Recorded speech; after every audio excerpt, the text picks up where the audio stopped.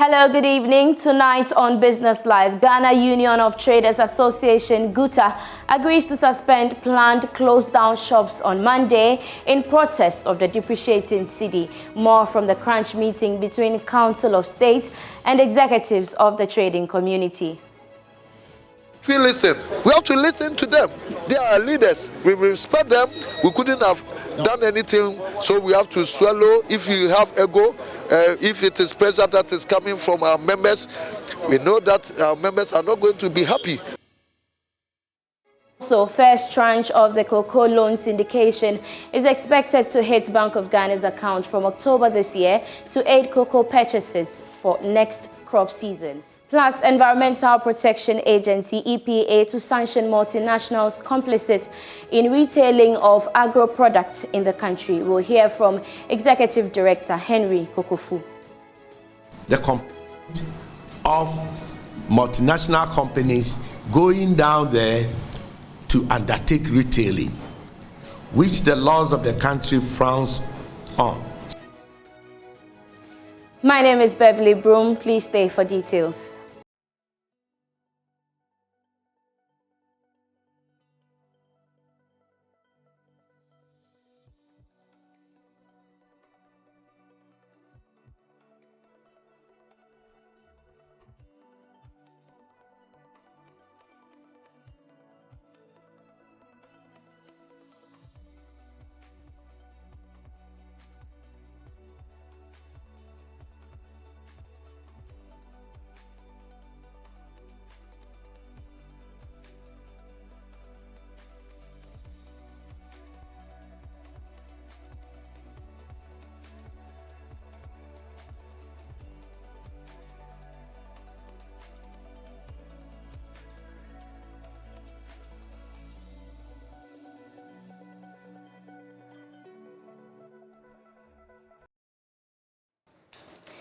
Hello and welcome. Now to the details. Members of the trading community have agreed to rescind the decision to close down their shops in protest over the depreciating currency.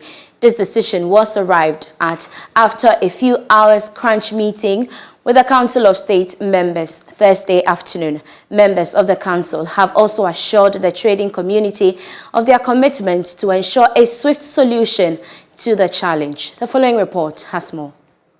The meeting ended with a conclusion to form a joint committee with a month's ultimatum to probe and come out with a report on dealing with the challenge. According to the chairman of the Council of State, any move to close down shops will be counterproductive to the country. About it, so we invited the leadership of GUTA for a meeting to discuss the remote and immediate causes of this strike so that we would collectively find a solution to it. And after several hours of deliberations, we have come to an amicable settlement, and we are all very happy with it. We are all very, very happy with the outcome. The settlement is that they are going to call off the strike immediately. There's a joint committee set up by members of the council and their representatives. And the committee has been given 1 month within which to come out with recommendations for implementation. In the meantime, there are some loose-hanging fruits. That is, some issues that could be tackled immediately, and we are going to give it our best shots. President of the Ghana Union of Traders Association, GUTA, Dr. Joseph Obin, expressed confidence that the committee will come out with a favorable plan for both parties. He, however, observed that some of their members won't be happy with the decision to return to work, but they have no option.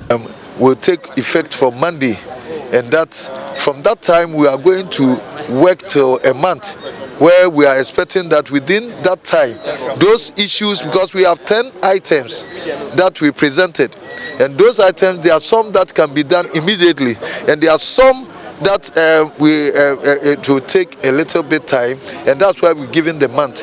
And we trust in the leadership of the Council of State and then the council that they are giving us, and especially when they are dedicated to the cause. Because most of them have traveled and they are in recession, and they have to convey. Because of us, How can't we listen? We have to listen to them. They are our leaders. We respect them. We couldn't have done anything, so we have to swallow. If you have ego, if it is pressure that is coming from our members, we know that our members are not going to be happy. But truth be said, that we have to listen to good counsel coming from no other place than the Council of State. The newly formed joint committee is expected to begin work from Monday. The much talked about $750 million Afrexim loan should be in before Monday. Minister of State at the Finance Ministry, Charles Edubuahin, disclosed this to journalists after a meeting with members of the Council of State over current happenings in the economy. The Minister of State assured that government is committed to take necessary measures to stabilize the cedi. The most important one is about confidence and speculation. We believe that there's a lot of speculative activity that is, creating some unnecessary depreciation in the currency. But we're also taking steps to ensure that we can address some of the concerns, the real concerns that there are with regards to making more hard currency available for importers and for people who are bringing in products and refined products. We also have entered into some arrangements with the mining sector companies and oil and gas companies with regards to they selling their forex to us or to the Bank of Ghana to be able to use to support its reserves position and to honor the imports that they have to do. We believe that all these measures, including the bringing in of the Afrexim facility of $750 million, followed shortly by the cocoa board syndication next month, will help to shore up the currency and stabilize it and reduce all the depreciation we are seeing. So hopefully by next month we should see stabilization. We want to see it happening by next week, not even next month. They should start, the Afrexim facility should be here by Monday at the latest, and that should begin the first step towards making sure that the stabilization occurs. GUTA is not happy about the level of cedi depreciation. They are about to go close their shops by 29. What will you tell them? Yeah, I was quite depressed when I heard that, because they implied or said that it was intentional. But I mean, and why would we intentionally depreciate the currency? I mean, what purpose does it serve? It creates a situation where our debts become more expensive, our debt to GDP goes up, we need to find more cedis to service our debts, so our interest expense as a percentage of our revenue goes up, and there are so many reasons why it is not in our interest at all to have a weaker currency.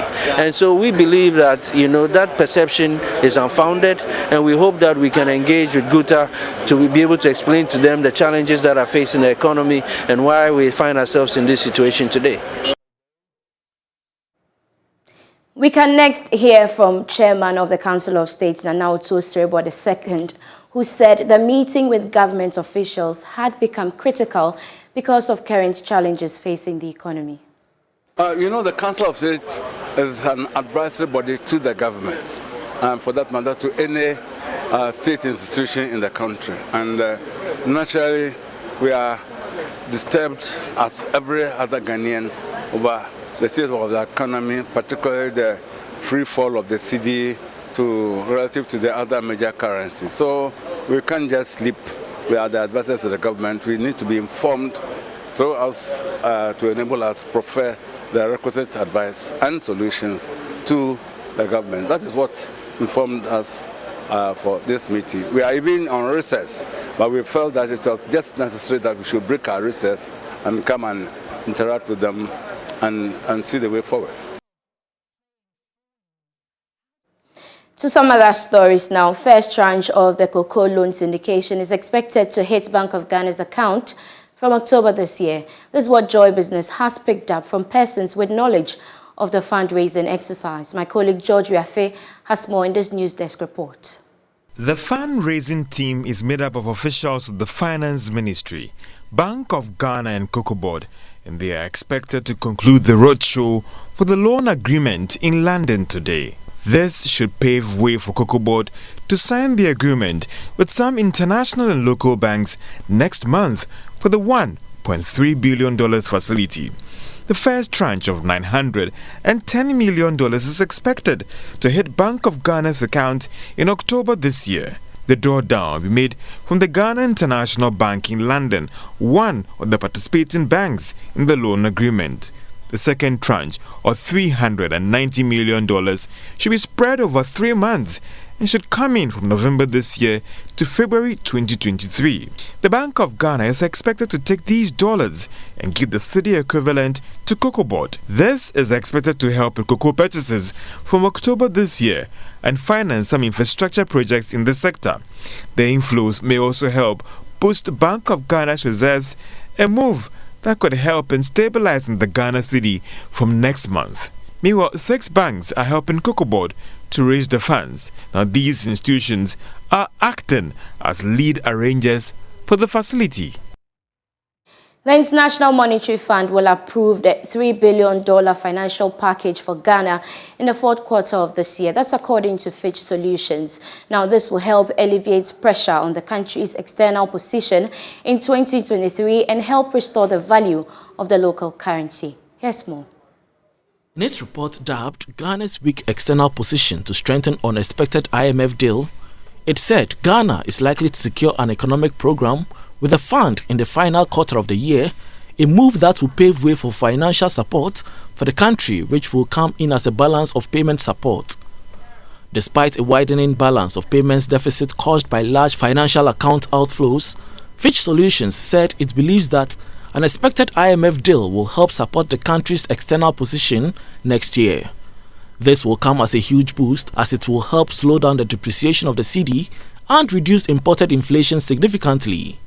In the 1st quarter of this year, capital and financial outflows increased by 188.7% year-on-year to $690 million, driven by net portfolio reversals and foreign direct investments outflows. Fitch Solutions concluded that it expects capital flows to remain in negative territory in the 2nd half of this year, given deteriorating investor sentiment towards Ghanaian assets as reflected by the currency sell-off and rising bond yields. Energy strategist Dr. Yusuf Sulemana has reiterated calls for Ghana to revamp the Tema oil refinery to enable the country to refine crude oil for local consumption.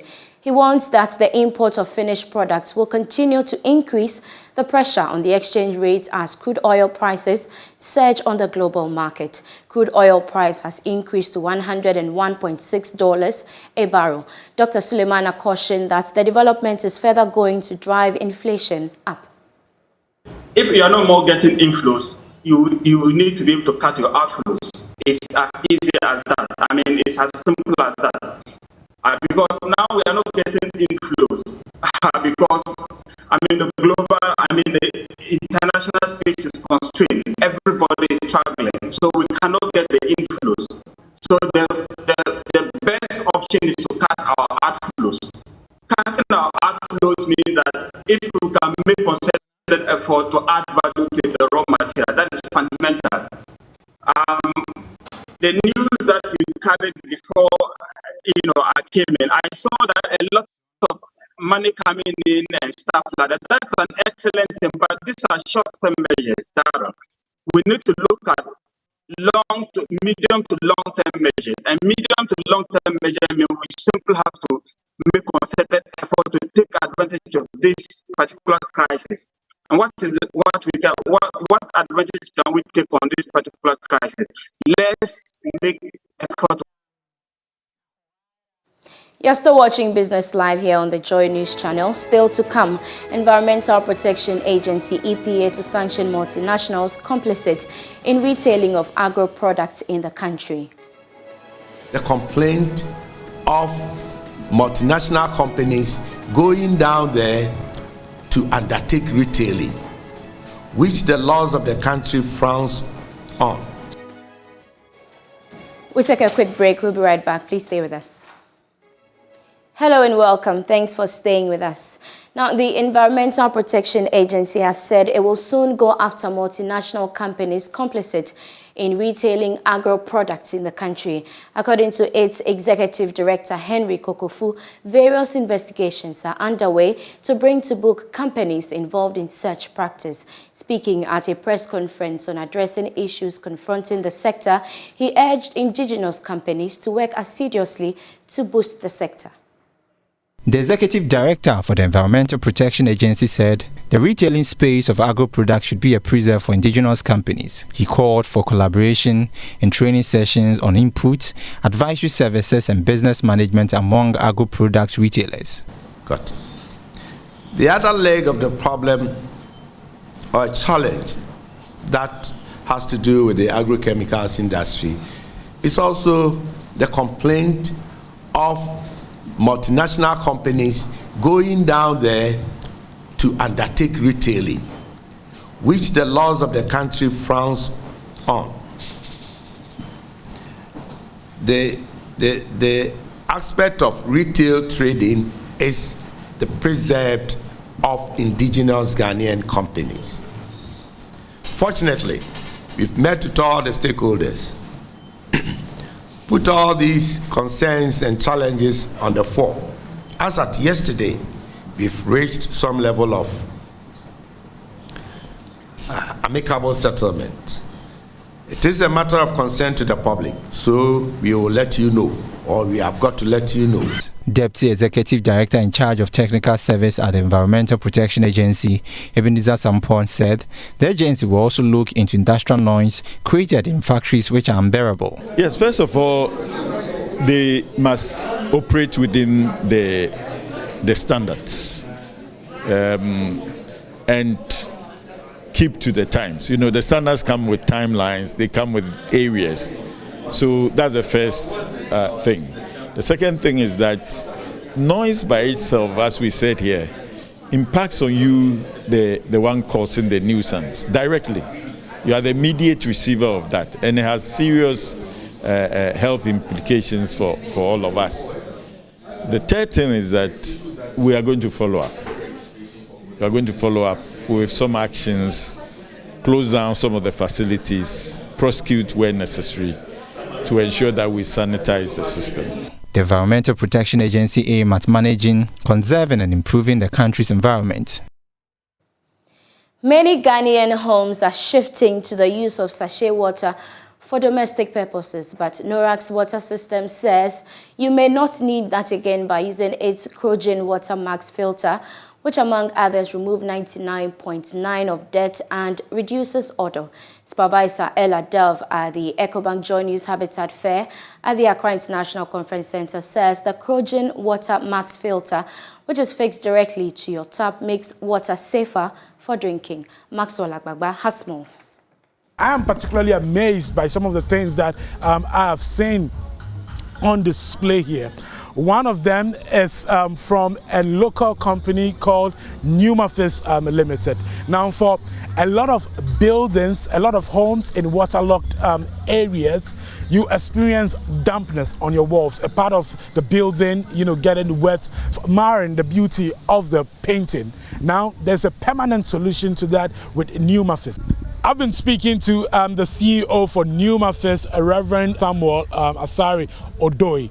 What causes the dampness on the wall is that in a waterlog, right, the water in the ground climbs up your structure. Then it renders it this way, right?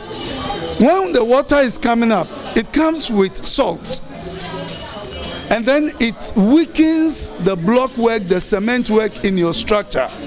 Now, if you have this problem, if you contact the chamber through Pneumafis, we'll be able to help you. The best thing for any builder who is building is to start the building, the concrete, the foundation with the anti-salt, right?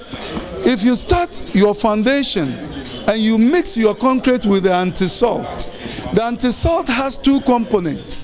It has what we call salt neutralizer, and then it also stops the waterproof. right? So this component, if you use it to lay your foundation, your screeding, your plastering, water cannot penetrate and climb to destroy your wall. I've also been speaking to one of the exhibitors here, Marciana Abavana, and she has been telling me what to consider when you're making selection for furniture for your new home. She's also been talking about how to keep the upholstery clean and free from smell. Marciana Abavana. I'm the creative director and founder of Kalira. Oh, okay. Yes. Tell us, what do you do? So Kalira is a company, a Ghanaian company that produces beautiful, very good quality and affordable furniture right here in Ghana. Okay. Other services we have include reupholstery services. So if you have old furniture that you want us to give to like do up and make nice again, make it look new again, we have that service. So you basically pimp furniture, like pimp my ride. I can pimp your furniture, you know, give a new fabric, put buttons in it, take some buttons out, change the color of the wood. I can pimp your furniture for you. We also do interior decor and design. Okay. We also provide concept design for if you have a space and you just want us to do a 3D, give you an idea and you want to make somebody else execute it, we can do that for you. What advice would you give a prospective homeowner? What would you advise them to do when you're choosing a furniture for their home? Well, I guess the most important thing with furniture is that it must be of very good quality. Very, very good quality. The frame must be really good. It must be able to last you at least 10-15 years with your chair. It's okay to change the upholstery every 3 to 4 years and maybe the foam every 5 to 6 years, but the frame should be able to last you at least 10 to 15 years. That's a very good piece of furniture. So you should be looking more for quality and longevity of your furniture, and that's what Kalira stands for. We're trying to do black excellence. We're trying to go back and produce those old furniture pieces that, you know, we used to make back in the day, but with a modern touch. I think the hashtag should be black excellence. Yeah. Yes, we're going black excellence. That's what it is. Now you talk about the upholstery. I think that's what is a challenge for a lot of people, because I mean sometimes you sit in cars and the upholstery is dirty, sometimes smelling, even for homes. You know, how do we prevent that? Is there a solution to that? Well, I guess you should know the kind of furniture to use for different places. So, for example, if you know it's a very humid place and the places will absorb a lot of smells and everything, you probably want to use more like a leather or what we call a plastic leather, PU leather. That would be, you know, or if not, but even with the fabric, you can have fabric that can be easily cleaned. The thing is that people think when you buy your furniture, you should just keep it, but you should really clean it. You can vacuum clean it nowadays. Even the steam cleaning that they use for cars and stuff, you can steam clean your sofas and everything. It's very, very good furniture. You can actually take a sponge and soap and clean them and air the furniture every once in a while, and you know that could keep the life of the furniture. Yes. Okay. Yeah. Tell you about the Crojan Max water filter, which we are told purifies water, removes dirt in water by 99.9%. Now the difference is that this water filter will be fixed directly to your tap. And it's a very simple process. With this, it helps you to purify your water too. So you just fix it at the tip of your sink like this, and it purifies your water for you. There are a lot of water filters on the market. What makes this different?